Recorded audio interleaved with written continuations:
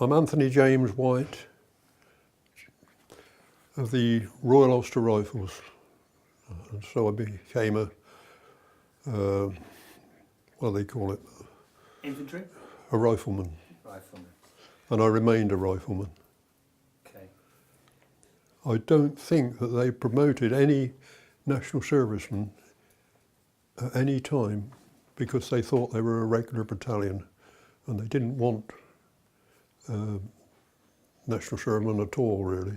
All right, I'll ask you about that, and so, but I'll come back to that. But let's, before we get to your becoming a rifleman, just give me some background on who you are, Tony, and where you're from, and what life was like for you, sort of up to and during the war.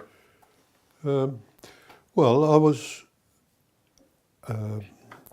apprenticed in this village in 1945 for 5 years, and on completion of that, I was called up on the 7th of July 1950, and my call-up papers actually came to me on the day the Korean War started, which was a little bit of a surprise. And but let me just ask you before that then. So, in terms of you as a person who lives in this village and what have you, just tell me a bit about your schooling and what you might have learned and what impact the war had on you. Well, first of all, I didn't live in this village at that time. I lived at Appleton, which is 2 miles away to the south, and I went to school I passed a scholarship for the technical school in Oxford, which was run by John Brooks at that time.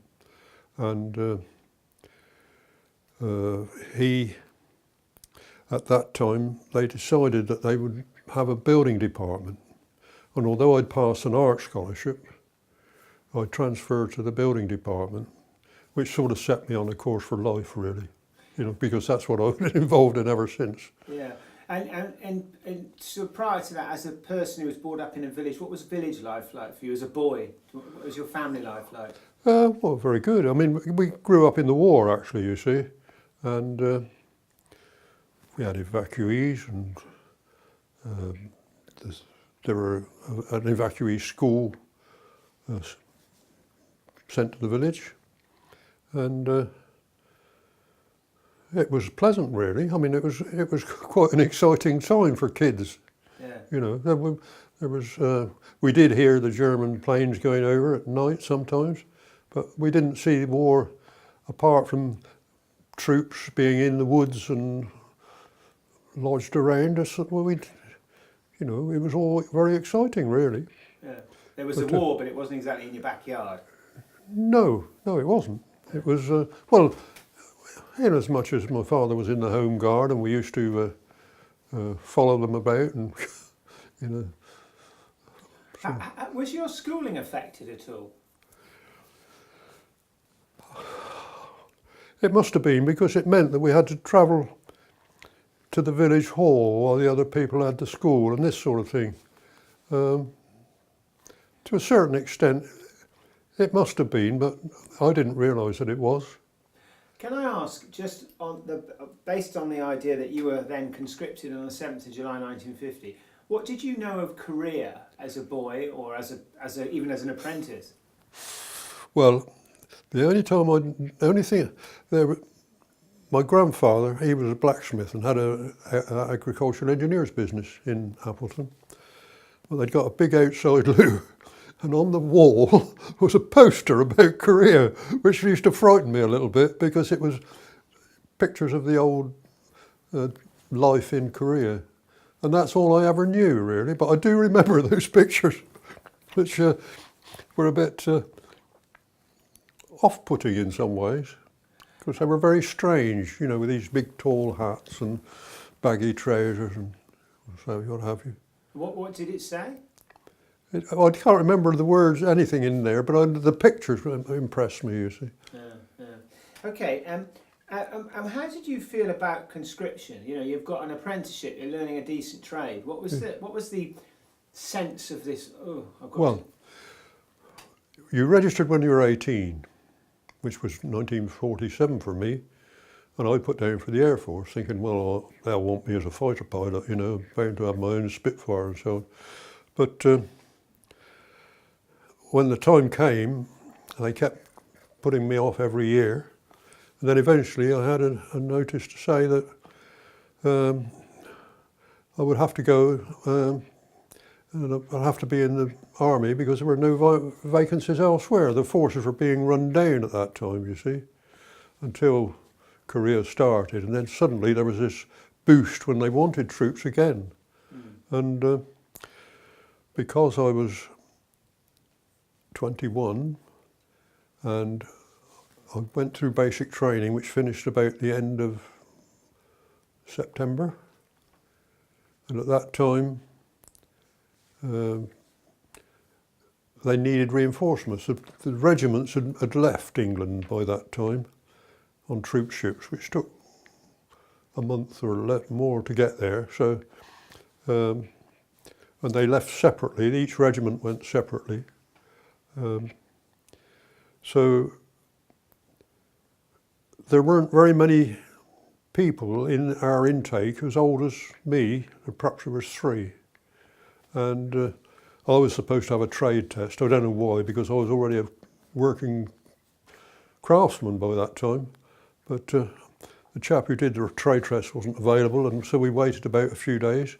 And then suddenly we had to report to the drafting office.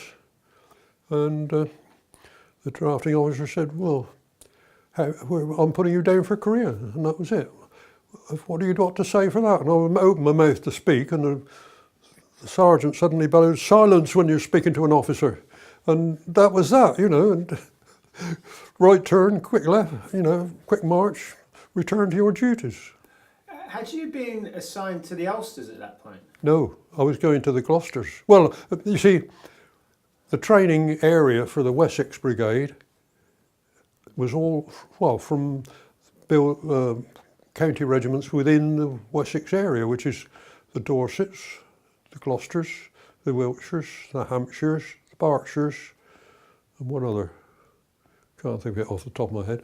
But so the Hampshires were the training regiment, so we trained with the Hampshires, and I was wearing a Royal Berks badge because I was from, this was in Berkshire at that time.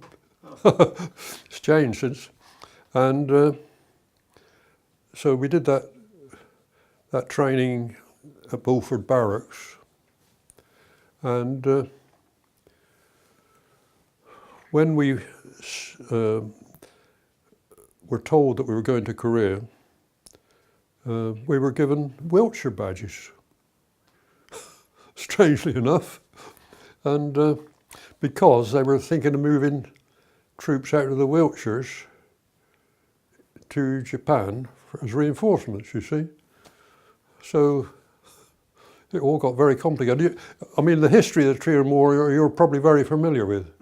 You know, you had this time when the North invaded the South, and there was only a perimeter around Busan that was held, and then they had the landing halfway up, and Seoul was then brought back under the, and then MacArthur went tootling off straight up into far up too much north, and then that's the time when we were in transit, you see. Yeah. And then suddenly he got halted and overrun. And when, okay, so just tell me that we'll get to that. When did you know you were going to the Ulsters? Then you'd just been given Wiltshire's badge. We when we'd been in Japan 3 weeks before, I knew that, and suddenly the Ulster Rifles lost a company first, you see, because they were involved in the rear guard action when the Americans had the bug out, which they call it, from the north, and the Ulsters were sent to, or at least part of the Ulsters, were sent to hold a line while they came through, and they lost a company at Christmas in 1950, and in that process they lost most of their assault pioneer platoon. And being a builder, or of building history, as it were. They put me in the assault pioneer platoon when I got there. But it took us a long time to get to Korea. Tell me about the journey. What do you remember of it? Well, we went from Southampton in the old, Charlton Star, which was quite a small troop ship, which had a steering failure in the Bay of Indian Ocean. So we went round in circles for a bit, and so when we eventually got to Singapore after much hammering, I think I had to knock the rudder to one side with a sledgehammer every so often. There was chaps in the hold adjusting it by shout from the bridge to chap on the above them, you know. Anyway, when we got to Singapore, they transferred us to the Chu San, which is a P&O liner on a maiden voyage to the east. And so we were going to Hong Kong by that time, which was where the Wilts were stationed. Hong Kong was in a very difficult position at that time because the Chinese had just come into the war and Hong Kong was bordered by the Chinese, you see, so it was thought that Hong Kong was going to be overrun by the Chinese at that point. But anyway, we got to, some of the troops were put onto the Unicorn, which was a repair ship, aircraft carrier, but it was mainly doing repairs and supporting the other aircraft carriers. But it was used as a transport because it had to go to it had to go back for spares and for bits for the aeroplanes, you see, to Singapore, I think, mainly. Anyway, we were in Hong Kong for about 4 days, and we didn't get to the actual Wilts. We were only in their sort of B echelon, which is the base, and there was a signal from the War Office, I suppose, to rejoin the Unicorn, as that came into Hong Kong at that point, and we travelled then to Japan, to Kure, which was a British base, and we had another hurricane, typhoon on the way, when they lost bits off the very rough voyage, and then they offloaded us at Sasebo into a small boat, and then we had to travel on that to Kure, because the Unicorn didn't want to go into Kure because it was in a hurry to get its spare parts or repaired planes to where they ought to be. Anyway, we had 3 weeks in Hong Kong, in Japan, during which time we went to the battle school in Haramura. And we came back from that just before Christmas. And then we had a few days kicking our heels. And, well, I was in the cinema in Kure, one of the town cinemas, and suddenly a notice was flashed on the screen, all troops returned to barracks. This was about 9 o'clock at night. And so I came back, and it was all go from then on. You know, they said, oh, get your kit, be ready to move. And so before midnight, we were out in the, a ferry took us to an American base on an island, and we were flown in to Japan. Flown into where? Taichung. And then we had to travel up to Suwon. Well, what remained of the front line was was below the Han River and below Seoul. Seoul had been retaken by the Chinese again, or the North Koreans, whichever you like to call them. And we were in a place called Osan, that was it, on the coast, If you look at the map, it's on the left, just below Suwon. And Okay, so that's interesting though, because most military people obviously land at Busan. Remember the Negro Band, and that was their introduction to Korea, and they could smell Korea and stuff yeah, well, they came on on the boat. troop ships. Yeah. Yeah. So I've got to ask, but what's your recollection? Your first recollections of seeing Korea? Was it from the air, or was Yeah, from the air, and it was a very gloomy day with snow on the ground in patches that was thawing a bit, and it was drizzling with rain as well. You know, and a few tattered buildings. It was quite a miserable sort of looking picture, really. And And in the back of your mind, you've got that poster of sort of Korea that's slightly haunting you, and yeah. yeah, and it was quite well. Once you knew you were going to Korea, you had this feeling in the pit of your stomach. You know, you weren't worried, but you know, as it got nearer and nearer, you get this sort of feeling of dread a little bit. Because you never know what's going to happen, you don't know how you're going to cope and all this sort of thing. And that's when we knew we were going to the Royal Ulster Rifles, which I'd never heard of until that time.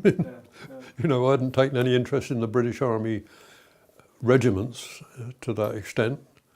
I'd heard of them, but not, you know, not taken any real interest. And then when we got to the Ulster Rifles... What day did you touch down? Did you know? I think it was the 7th of January, but I can't be absolutely certain. But it was after the Battle of Happy Valley then? Yeah, that's why we were there going, because they'd lost so many troops. And really, when we got there, the whole regiment was pretty demoralised, and in a state of chaos, really, because they had to keep changing officers around, and you know, and they were coping with this influx of new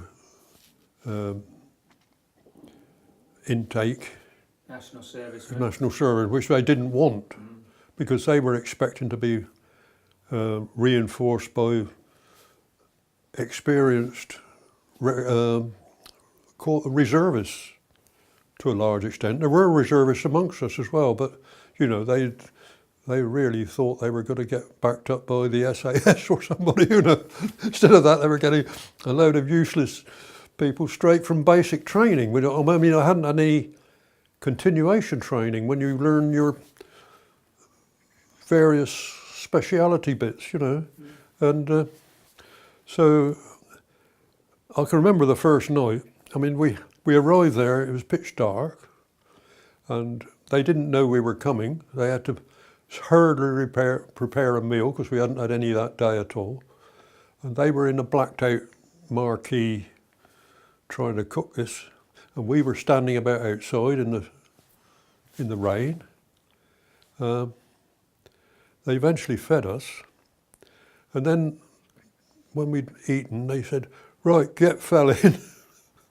It's incredible, this.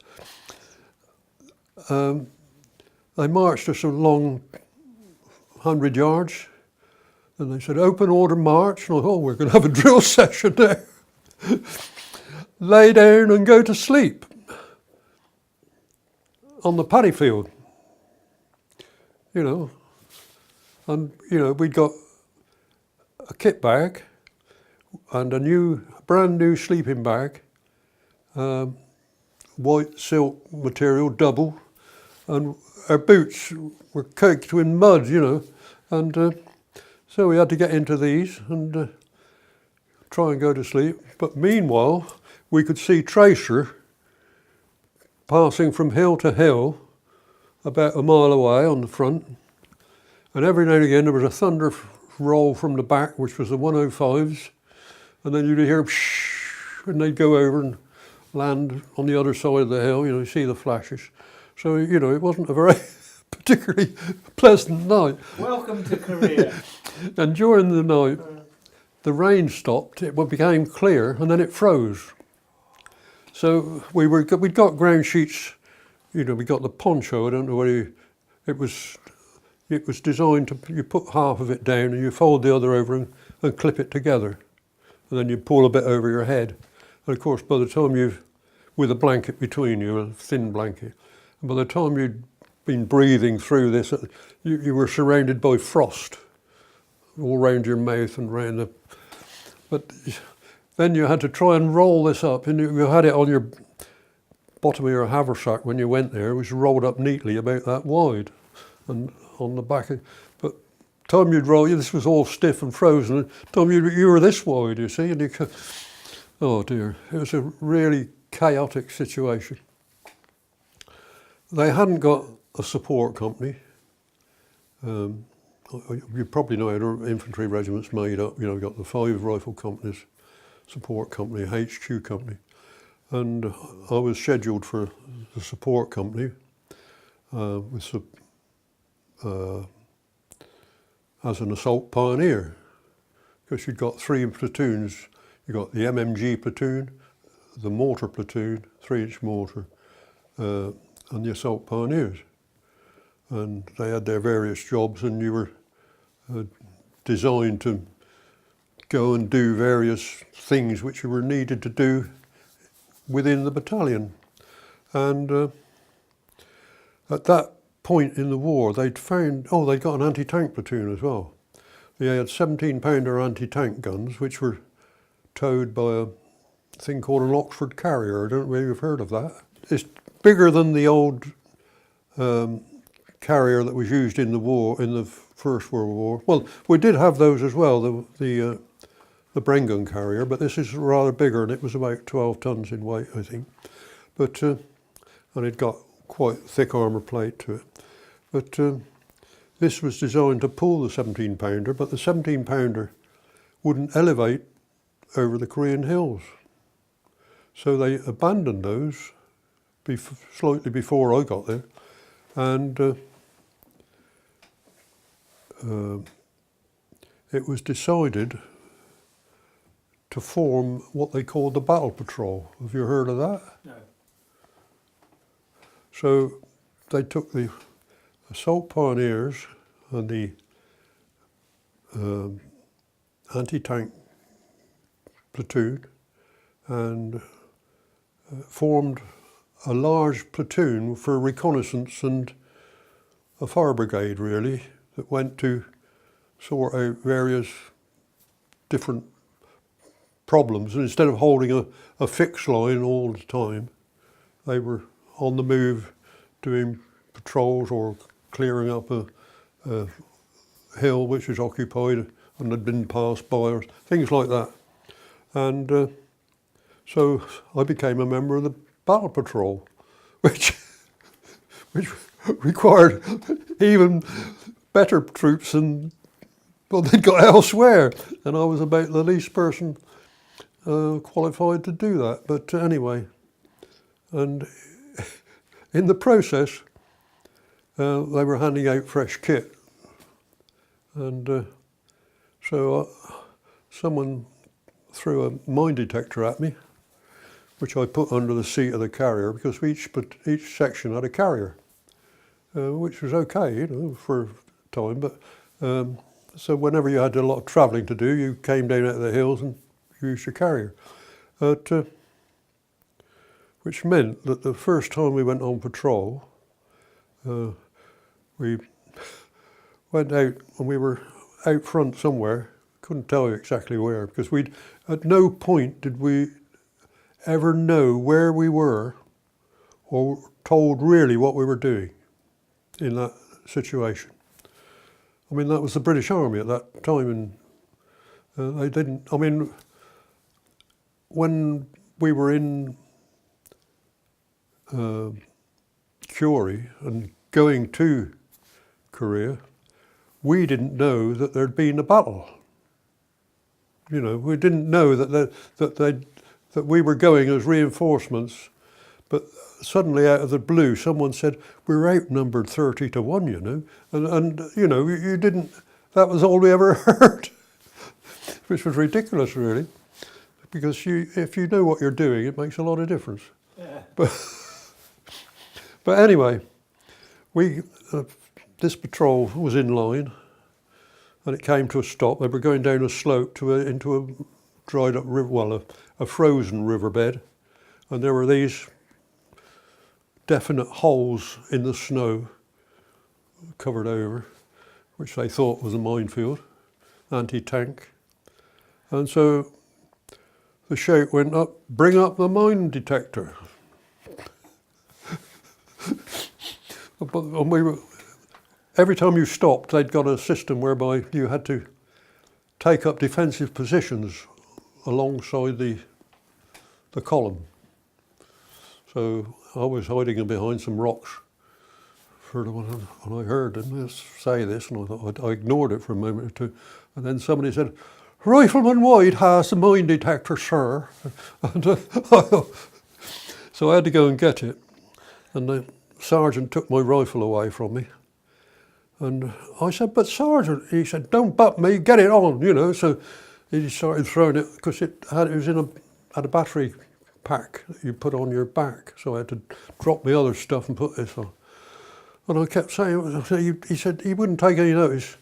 And anyway, eventually got it on, and I got it in my hand. I didn't even know how to switch it on. I didn't know what noise it made when you put it over a metal object. I didn't know whether it made a noise and stopped when you got it over the object or not. You know, you need to know these things, really. Yeah. And you also need to know where the on switch is. It's always useful to know that. And and I started to try and walk forward, and my legs didn't really want to move. You know, I was terrified, actually.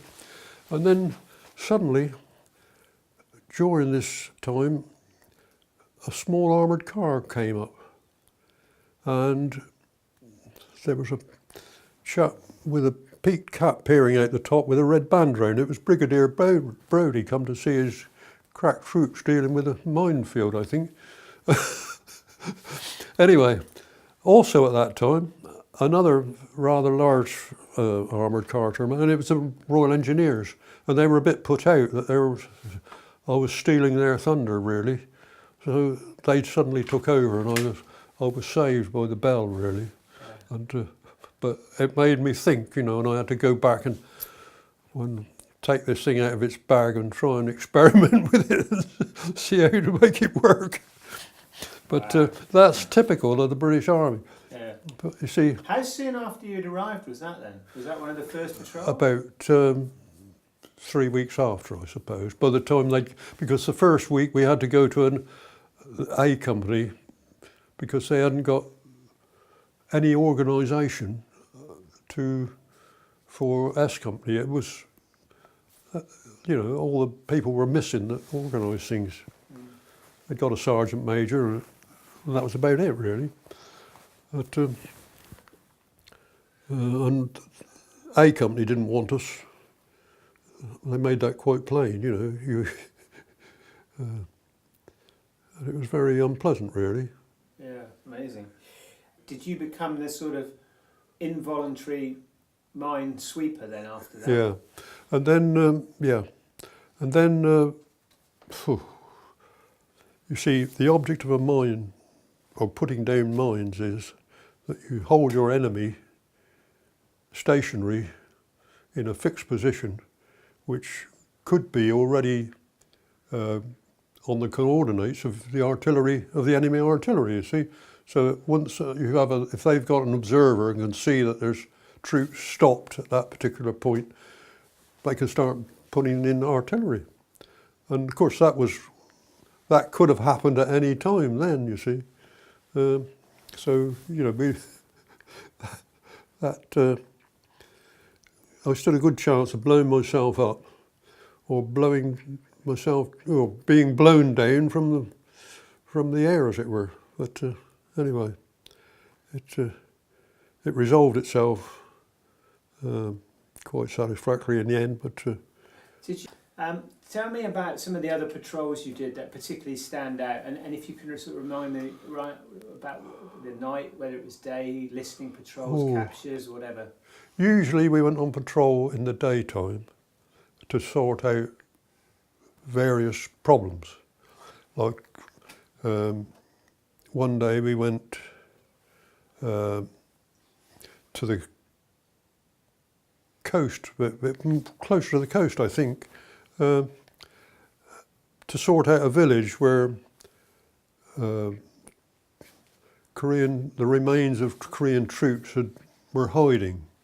They'd been passed by, and of course, as the war roamed up and down the country, there were elements get left behind here and there, which people don't realise really. Anyway, we went to this village and we had to search the village. And we got an interpreter with us. And this was the battle patrol, so there were quite a lot of people. And two men searched each house. And in the process, the platoon commander, who was a Captain Coxedge, got shot in the chest. And so he had to be taken away.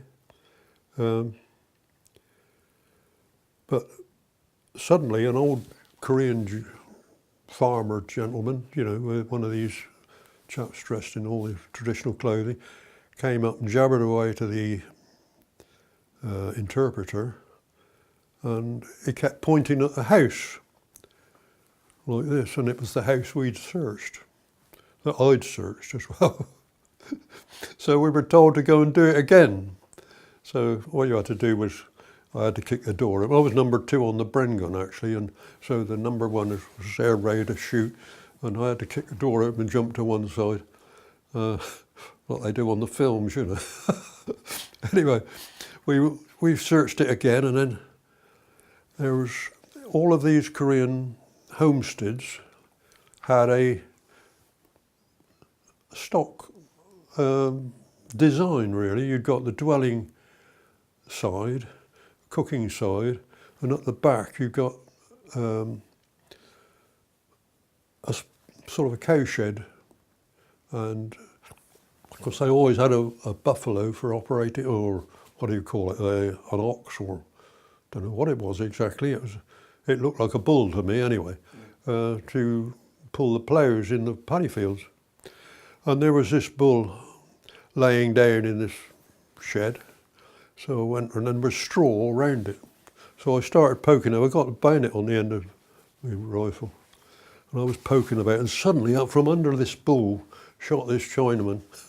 And out the door, you see, before I could do anything. Of course, he burst through a crowd of blokes that were outside waiting. And anyway, one of the reservists who was sitting down in the right position, he shot him with his Bren gun, with his Sten gun, brought him down while he was about 100 yards away. It was a good shot actually, as far as I remember. It hit him in the leg. So, but that was one other little interesting factor, because it was quite clever, this chap really. He was laying down under the bull, and it was probably keeping him warm, and he was wrapped up with straw and so on. And you couldn't see him originally. I didn't want to poke about around the bull too much to start with. And anyway, that was... Must have given you a startle. Well, it did, because, I mean, a rifle's not very handy for suddenly shooting somebody. You know, a rifle's okay if they're 20 yards away and you can take aim, but when you're poking about with it as a pitchfork almost, because you've got a pig stick, or not the old bayonet, it was the thing about that long, I don't know if you've seen them. Sure. And so that was just one of the things we did. On another occasion, and I can tell you the date of this, on the 22nd of February, there was this was at this stage in the war, we'd got this terrible winter, which brought the Chinese to a stop really, because they'd overrun their supplies. They'd taken Seoul and they'd gone across the Han, and the sort of front line, as it were, was some way just below the Han River. And it wasn't until the frost really eased a bit that we started to move up through towards Seoul again. And so as it started to move, we were told that we were to liaise with the tanks, and we had to meet them at about 4 o'clock in the morning. And there was a hill that was occupied and holding up their immediate start really. And the main regiment was going to come around the back of this hill, and we were to draw their fire from the other direction, which was, we were looking east. And as the dawn broke, the sun was coming over this hill, and we got snowfields in front of us. You know, there was terrible glare, and there was these trees on the top of the hill, and it was sort of difficult to actually see.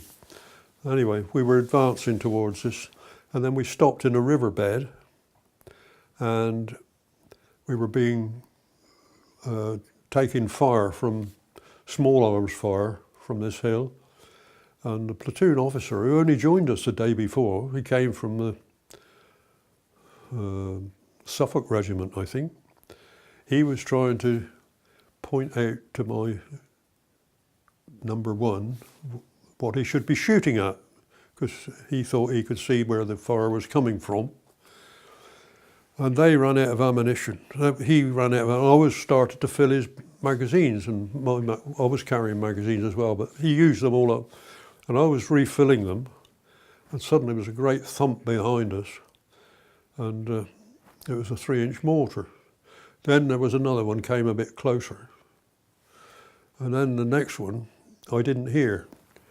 That was almost at my feet, which so it buried me in rubbish and mud and frozen mud and snow and ice and whatever.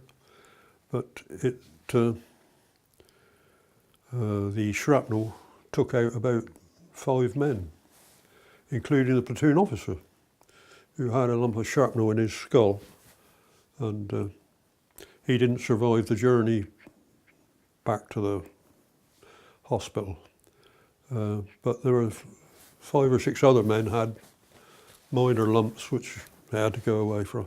But anyway, we had then had to carry on. And you didn't have a scratch? I didn't have a scratch. No, I was a bit concussed and covered in rubbish and mess, and anyway, we had to then carry on advancing, and eventually we ran out of ammunition entirely. We had to retire, and that retirement, where we were supposed to do it in good order, facing the right way, it became a run for it as fast as you can, you know. So we ran back, and I got as far as the tanks, because they were still in the same position, they hadn't moved. I went behind this tank and I leant against the back of this tank, totally exhausted. And then he fired his gun. And I shot forward and I staggered round to one side, and then he threw the empty out and hit me on the shoulder. Well, you know, it's a shell about this long. Anyway, that was that day, you know. And of course, that's actually recorded in that book. But of course, I'm not mentioned, but the platoon officer is. This is only the 22nd of September. You've had a mine experience. Yeah. You've been to a village, you've seen... You know, how are you coping with this battle situation, the death and stuff, and people literally around you dying and what have you? Well, I didn't seem to do too much. Must be a bit thick, I expect. But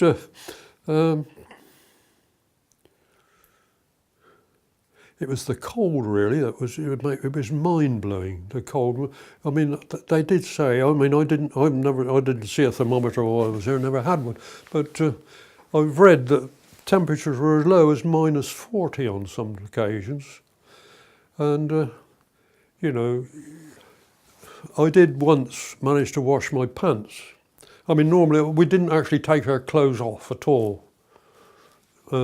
And we were living in, every night was spent in a slit trench, really, which you tried to dig, but you couldn't dig very much because it was frozen, or you piled up stones and whatnot. But I washed my pants and they stayed in my kit bag, in my small pack, as a rolled up ball of ice virtually for 6 weeks, I suppose. And you know, it was, you were permanently cold until you actually had to do something serious like attack a hill and climb very quickly. And then you were bathed in perspiration until you got to the top, and they didn't tell you what you were going to, what to do from then on until they decided whether you were going to consolidate that or go on, you know. So you were standing around, or at least lying around, and you get frozen again, you know. And just, you know, it's I remember jumping out of a 3-ton truck one morning that I'd slept in for some reason, and my boots cracked in half, you know, because they were only ordinary boots. Later on in the campaign, they had a lot of much better equipment supplied by the Americans, but we were still in our ordinary old Second World War kit, really. We had an extra pullover and a string vest and what they called a windsuit, which was a very lightweight thing, which the trousers pulled up with a tie like pyjamas, you know, and the top did the same, and that was all you had really. It was and they did supply with mittens which had a string down through the sleeves, you know, like you had when you were children. I don't know where you had them. Yeah. But you had to take the mitten off to obviously use a weapon or do anything. And but half the time you couldn't use a weapon. Like early morning, if you'd been all night, sometimes there's an engagement in the night, sometimes there wasn't. But when the morning came, the guns would be covered in frost, and you could, the Bren gun wouldn't work. You know, you could pull the trigger and it might grind forward and stop. It wouldn't come forward fast enough to set off the cap in the missile. You know, it was unbelievable. All the vehicles in the motor pool, you know, down below the hills, which they had to be started every half an hour because you know, you wouldn't start them otherwise. They all got so thick that. Did you not use glycerine on the guns in the end, or was that with? Didn't have anything like that. No. Did you sleep with them? With the guns? Did you sleep Yeah, with parts of the gun? yeah. Sometimes we had snow in the night, and perhaps you'd pulled the ground sheet over your trench if you were doing anything else. And I can remember waking up in the morning and the ground sheet was pushed right down in, and we all got up, and it was like I remember a Charlie Chaplin film where he comes up out of the ground. I don't know if you've ever seen that one, but you know, incredible, really. Amazing that you can survive like that, and you can. Well, yes, it is. Well, in actual fact, when we went, I think we went in a group of about 100, and I think 75% of those went back eventually with frostbite. You didn't get it? Well, I think I did, but not quite enough to really create a problem, you know. Just while we think about it, what was Brigadier Brodie like? Did you have any dealings with him? I spoke to him on a couple of occasions. Once we were digging a trench, and he came walking by, and oh yes, he said it was -30 last night, and that was, he had a word and said that's what he said, and I said, well, it's impossible to dig just here, we can't get a start. Shouldn't trouble too hard, he said, you'll be moving later on, you know, so that was all I had. Oh, but we did eventually later on in the campaign, when we got to the rainy season, and this was after the Battle of Imjim, he'd got a command vehicle which he slept in, and he was marooned in the middle of a flood, and we were sent to get rid of the flood. So we had a company of porters, Korean porters. We had to dig a trench under some roads and get this water away, you know. And I think he was quite pleased with us, really, because when we came to leave Korea, that was in the end of October, I think. We'd been out mine laying, because we laid a lot of mines later on in that year, anti-personnel mines, and we came back to camp and everybody was going mad. We're leaving tomorrow, the Norfolks are taking over, you know. And I went back to the platoon commander, because I kept the records of where the mines were laid. That was one of the things I did, actually. He said, oh yeah, we're pulling out tomorrow. He said, everybody's packing their kit. He said, all except 4 assault pioneers. The brigadier has got one hill he wants cleared, and he thinks we ought to do it before, we can't leave it to the Norfolks. He said, so I want 4 assault pioneers to go with the tanks and blow these positions up when they've dealt with it. And he said, so you and 3 others will be staying whilst you leave transport to get you back to Britannia Camp, which was the next, where we're moving back to, at the end of the day. So I thought, oh Christ. I thought we'd been here all year, no problems. And I didn't sleep very well that night. Yeah. But I watched these tanks. They approached this hill. We were sort of a couple of 100 yards, well, a quarter of a mile back perhaps. And they went up, and it was a hill that the tank could climb. They couldn't climb all the hills, but some of them they could. And they got to the top of this hill, and the Chinese were running around these tanks trying to attack it in some form. But the tank blokes dealt with it, and the Chinese went back into their bunker. I could see them do that, and suddenly the tank put his 20-pounder right in the entrance of this bunker and fired his gun, and the sort of top of the hill disappeared, really. And they turned round and came back. We won't need you, he said. So we went, you know, we drove back. But was that the Royal Tank Regiment or the Hussars? You know? It was the 8th Hussars, yeah. You've got to you leaving, because we've moved around a little bit. Oh, sorry. I mean, obviously, I'd like to find out a bit about what you recall of the Imjin, and when I know you got dysentery, didn't you? And you moved off. Well, you see, we moved up through Seoul, and Seoul had been taken by the Americans. Really, we only had to move through, and we gradually advanced, and we were stationed at various times by the Imjim, and we used to fill our water bottles from it, and we didn't have any tablets to put in it, you know.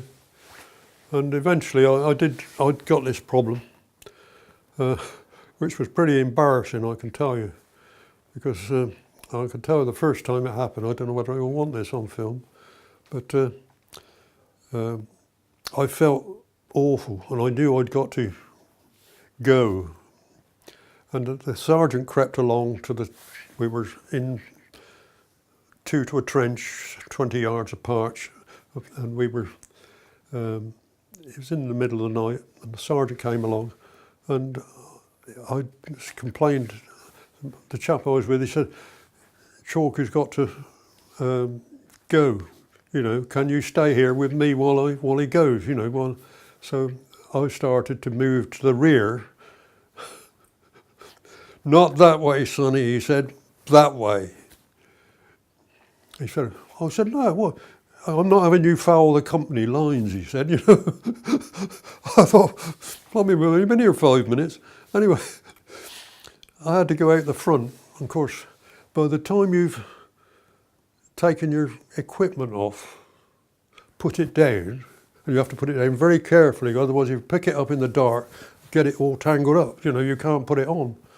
And it has to be very tight, otherwise you can't hold it together. And so by the time you've taken off the windsuit, top up, windsuit trousers down, battle dress undone, battle dress trousers down, long johns down, real cellular down, and your shirts and jerseys held up, it'd take you 10 minutes.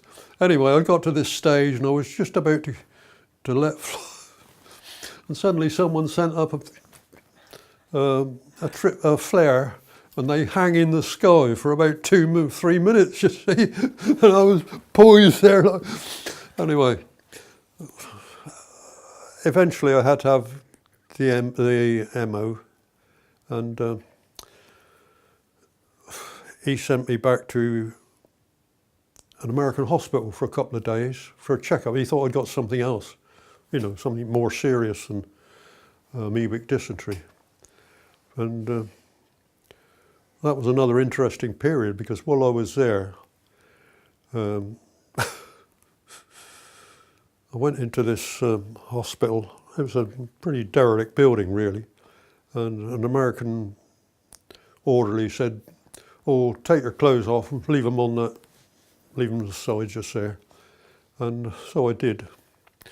And he said, "Go and have a shower." So I had a shower, and I came out, and my clothes had gone. I said, "Where are my clothes?" "Oh, we burned them," he said. I've been wearing them for 8 weeks or so, without taking them off. Anyway, that's what they needed burning, really. But anyway, we'll give you a new set. Of course, he gave me a complete American kit. So I went back to the battalion dressed as a GI, carrying a GI weapon as well, an M1. And with no ammunition, of course. Anyway. Obviously, when you were away as well, it was a fairly seminal moment in the Ulsters sort of period as well, wasn't it? Because that was when they were defending the Gloucesters, weren't they? Or were they on the Unity? Were they not along the same? Yeah, all the Ulsters. Yeah. Oh, the battle patrol was lost in with the Ulsters. So your battle patrol was lost. Yeah, the chap, mine number 1, he was killed. He was killed. And but you see, I went back to the battalion then, and I was another month or so before we got to the. And I was taking tablets all that time, and this was holding it in bay, presumably. But then they suddenly pulled us out for a day's rest. And I thought, I need tablets. I'll go to the MO and get some more. And he took my temperature. And he said, "Oh, you've got a temperature, you better stop in here tonight." And he put me on one of the camp beds in the MO's tent, which surprised me. But anyway, in the middle of the night, I was suddenly woken up, and the chap said, "Oh, pick up your kit and get organised. We're taking you down to Kimpo Airport. You're going back to Japan. We need the beds here for." And there was a lot of noise going on, and so they slid me into a Dakota, an ambulance, Australian Dakota it was, and by 11 o'clock the next morning I was in Curie in the hospital, where and I had one night in there and I seemed to be better. and I was turfed out again. When I was wandering about in the camp. I thought, well, I'll see who's about, because I didn't know they were obviously going to send me back, and I had a look round, and then suddenly I came upon a new intake, which was all the youngsters that I'd trained with. They'd been to Germany, and then they were now 19, and had come back and were on their way to the Gloucesters. And so I met up with chaps who I already knew there, and then I read the notice board in the camp, and they were asking for volunteers to go on a course of Russian, American, and Chinese mines and explosives. So I thought, oh, at last I shall be an assault pioneer, or a proper one, And so I went on. I put my name down for this course, and when I turned up, I was amazed. It was an all ranks course. So, there was a major, and some captains, and second lieutenants, and sergeants. All sorts of people, only about 2 people like me who were ordinary privates or riflemen. And so we had this course run by the engineers. And he said, at the end of this course, we shall have an exam, he said. Oh, blimey. Wish I hadn't come, Anyway, at the end of the course, I was top of the course, which was quite embarrassing, I thought, all these other executives really in the army who were supposed to be the big noise as far as I was concerned, and I began to realise that I was equal to them. That's because you'd had that real life experience. Yeah. In the early days. Yeah, and then You knew it all. when I went back to the battalion, I thought I might get a stripe out of this, but no chance.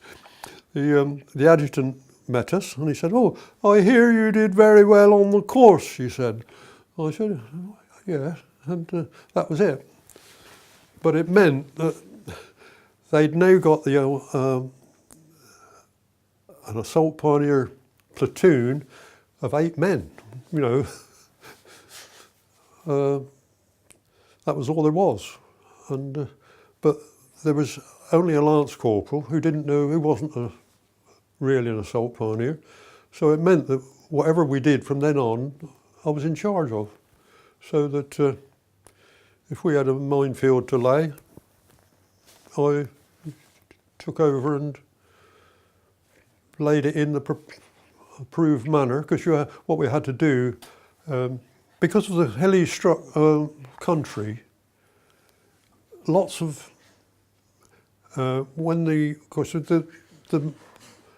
that stage the battlefield had stabilised. Instead of most of my time had previously been travelling up and down, backwards and forwards, but at this stage it stabilised more or less on the 38th parallel again, and not exactly, of course, but the company commanders couldn't see all of the ground immediately in front of them, or there was big hills and small hills, and you could be approached very easily by quite a lot of people, a lot of men, without being observed.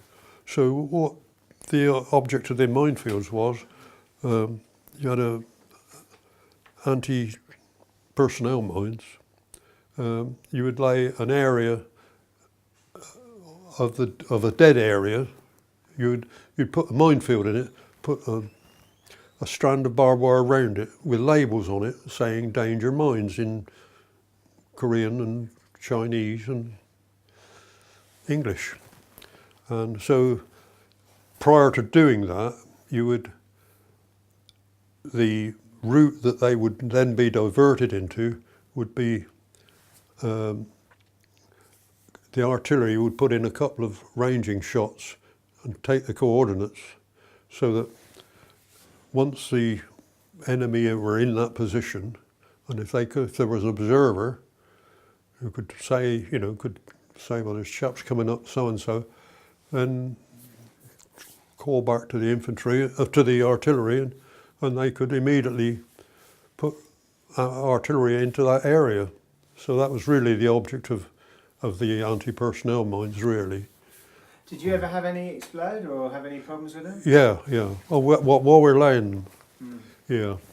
Well, not while you're laying them, but they were laid to a definite pattern.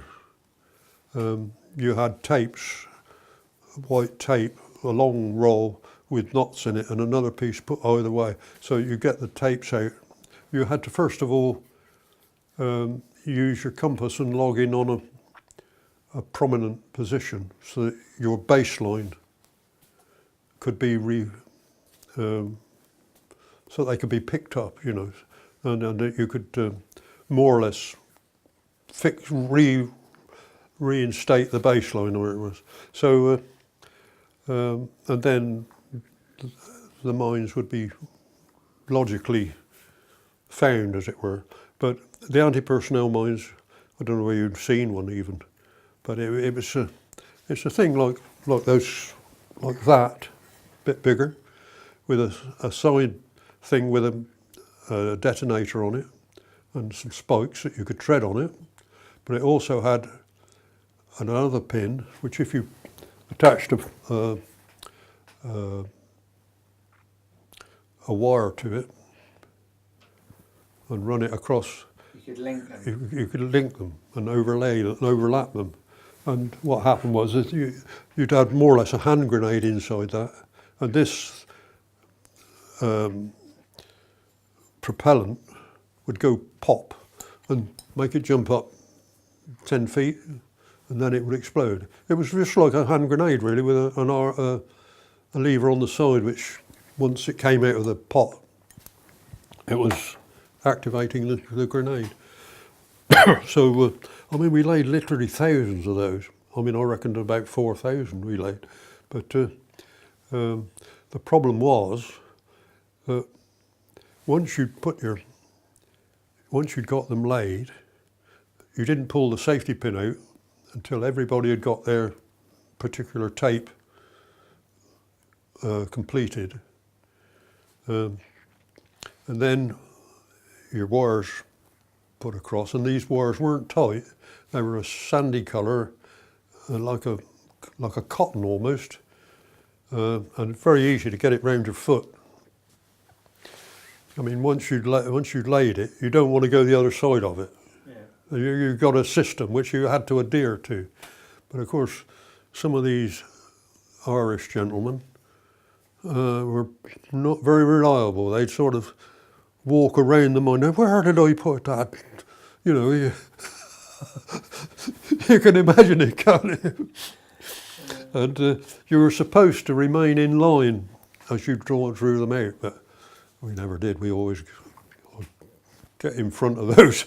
You want to be further back when one of those goes off.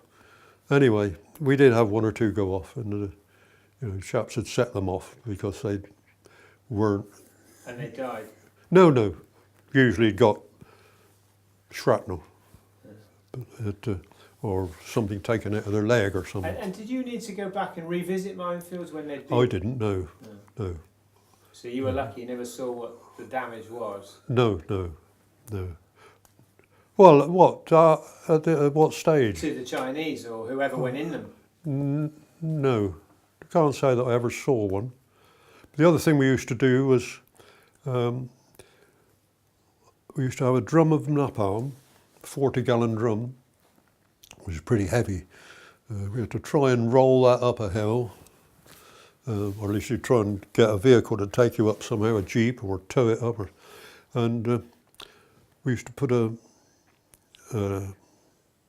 explosive around that and wire it back up to the company HQ so that they could set off a flood of napalm down a footpath if they wanted to. I never saw one of those go off, but I wouldn't have wanted to be there when it did. And it always frightened me to death that we'd have a thunderstorm, which might trigger one of those, especially if you're on a hill, you know. But anyway, that was another little thing we used to set up. But at that stage, you see, about July and August, I think peace talks started. And there was supposed to be some sort of ceasefire, but there never was. There was always movement in the night, patrols going on from both sides. And the Chinese, you could never find them during the day. And I can remember going on what they called a seek and find patrol, which was a brigade patrol. That meant all 3 regiments with tanks and all the supporting artillery and stuff. And Trying to grab a prisoner. Trying to grab a prisoner. yes, but also, yeah, that was always the case, but also trying to find where they were because they couldn't see them. The planes couldn't spot them during the day. And yet there was a lot of movement at night. And anyway, the platoon commander said, well, we were going on this too. And he said, I've got a bet with the Gloucesters. He says that you're going to blow up more positions than they are. Because we were supposed to blow up positions. And he said, you'll have 4 blokes and you'll have 14 porters carrying your explosives. And so I said, well, who's the lead battalion? Oh, the Ulster Rifles are, he said, because there's always a lead. I said, well, what's the lead company? A company. What company are we with? We're with A company, you know, oh, go. You know. Anyway, we came to lots of positions, but there was one particular case where there was a big hole and it was deep. It was probably as deep as this door. And when you were in, you couldn't get out without help or a ladder or something. And this puzzled me, and I thought, well, is this a gun pit or whatever? You know. But anyway, we thought we'd fill it in. We didn't have much time to look, really. There was straw about, and there was ashes, which were warm. And anyway, we put these down, and the company commander kept shouting at us to come back because everybody else was retiring. They'd gone 10 miles into North Korea, into the enemy territory. And anyway, we set our charges, and we were supposed to have a set charge. You're supposed to see them go off and check that they've gone off, you know. And I wanted to do this, and I went back, and the company commander didn't want us to do that at all. But anyway, I went back, and after they went off, the ground fell in for about 300 yards. And I wanted the company commander to come back and we'd dig in, you know, and see if what we'd got inside that. We'd obviously blown a tunnel, you know, and, you know, it had collapsed because they'd obviously dug a tunnel quite shallow beneath the surface. So you would really, wouldn't you? But that, you know, it was one of those things that I thought was utterly irresponsible of that, because that was the object of the exercise, seek and find. And I thought, well, we'd found, and they're not really making sure of what they've done. It was obviously some sort of, this was the focal point, and you know, Yeah. it's really horrible. It's like an ant's nest, really. Yeah. But I mean, how many Chinese we killed that day, I don't know. No one knows, but I suspect there must have been people in there. And that's why they couldn't find them. There must have been lots of places like that, which we hadn't found. Anyway, that's beside the point. No, it's an interesting story. I've not heard about that sort of setup either, and you're probably right. You know, that's how they avoided being detected. 'Cause Yeah. they hid away in the. In the ground, yeah. Yeah. And you know, the Chinese were masters at that sort of thing. Did you fear the Chinese? Pardon? Did you fear them as an enemy? Were you worried about being captured? I don't. I was feared all the time, I suppose. I mean, I was never very happy. How did you sort of react when you finally left? I mean, were you in a bag of nerves, or did you... No, I wasn't really. I don't think I was. I'd grown accustomed to it. I'd become a good soldier. I think, really, when I look at what the others were. Because quite honest, well, I'm not sure I should say this, but I thought that the general run of regular infantryman was pretty poor, you know, not very bright, put it that way. And I suppose that's always been the case. And I suppose I got to lumber myself with them. Otherwise, And how did you feel when you got home? I mean, what was your welcome home like? there wasn't one. No, you see, because I'd still got 6 months to do, because I'd went in so early in my time, I had to go with the Ulster Rifles went to Hong Kong. So I had to go to Hong Kong with them. And so they'd by then begun to realise that having got chaps who'd served their time in with, they'd got some useful people. Like in the rainy season, towards the end of July, I think it was, all the officers wanted bashers over their tents.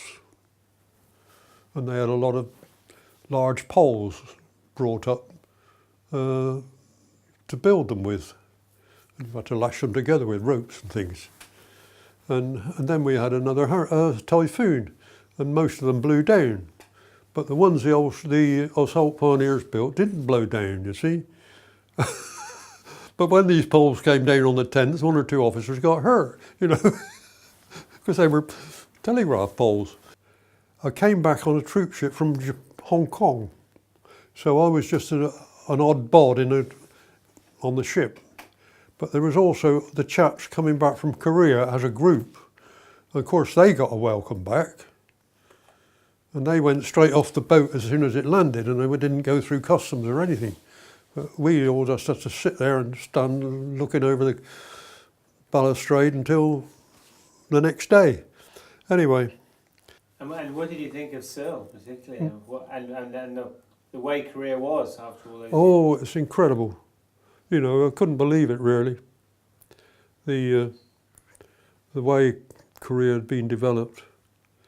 And of course, the next time I went was in 2006, as I went with a revisit, on a recognised revisit. And, you know, you could see a difference between 96 and 206, you know, it's incredible, really. And the way they treat you, you know, you're royalty when you go there. And how do you feel that, you know, obviously you didn't talk for 45 years, but how do you feel about being a Korean veteran now? Well, everything's taken off, really. You know, we go to all sorts of things. Like, I've always gone to Remembrance Days in Whitehall. Cenotaph. Yeah. And the Cenotaph. And this time when we went, the Koreans sent a chap along to march with us. It was a pilot from the embassy. Captain G? Yeah. And he took us to lunch afterwards, you know, FOC. And we've also been to the Buckingham Palace, to the Not Forgotten garden party. We went this year. And I went to march at Windsor Castle when the Queen's 60th, was it? And we also went to was